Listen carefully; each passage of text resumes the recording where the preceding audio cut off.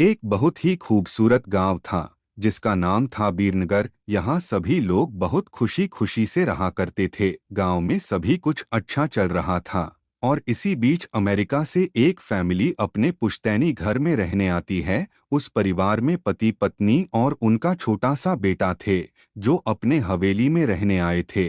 सभी के आते ही गांव वालों में खुशी की लहर दौड़ पड़ी, क्योंकि यह फैमिली कोई और नहीं बल्कि इसी गांव में रहने वाले एक पुराने जमींदार की थी और गांव वाले उनकी बहुत इज्जत करते थे।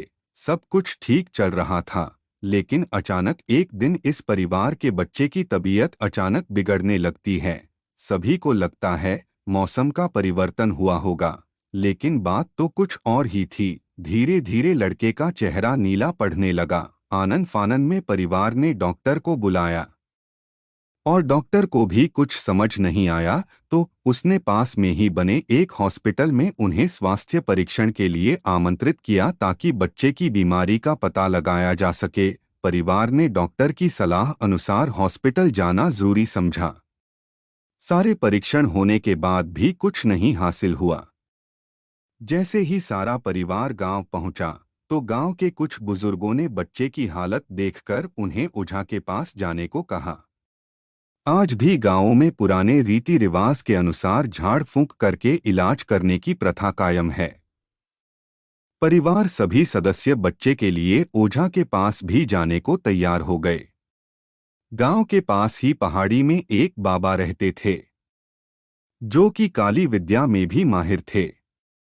जैसे ही उनके आश्रम की सीढ़ियों में वह बच्चा अपने परिवार के साथ पहुंचा तो ओझा जोर जोर से चिल्लाने लगे, तू क्यों आई है? इतने बरसों के बाद भी तेरा बदला शांत नहीं हुआ।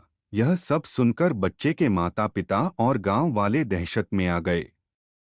उन्हें समझ नहीं आया कि बाबा को इतना क्रोध क्यों आ रहा है, जबकि उन्हें अभी तक कोई बात बताई नहीं गई। लेकिन बाबा तो काली माया में पारंगत थे। इस वजह से उन्हें रूहानी ताकतों को पहचानना आता था। सभी लोगों ने आश्रम में प्रवेश किया, लेकिन बाबा ने केवल उस बच्चे को पास आने को कहा। बच्चे की हालत बहुत ही खराब थी। उसकी आंखें लाल हो चुकी थी, उसका शरीर नीला दिखाई पड़ रहा था और उसके शरीर का तापमान आम बुखार से कहीं ज्यादा था। ओझा ने विभूति उठाकर के बच्चे के मुंह पर फेंका। बच्चा जमीन पर लेट गया और जोर जोर से हाथ पैर हिलाने लगा। किसी को कुछ नहीं समझा रहा था कि बाबा की विभूति से क्या चमत्कार हुआ कि बच्चा अपने आप जमीन पर लेटकर ऐसी हरकतें करने लगा।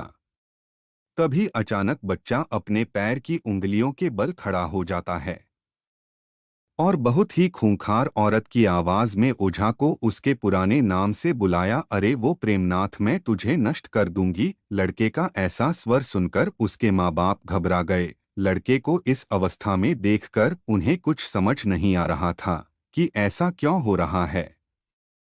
तभी ओझा ने एक मंत्र पढ़कर बच्चे को अपने काबू में किया।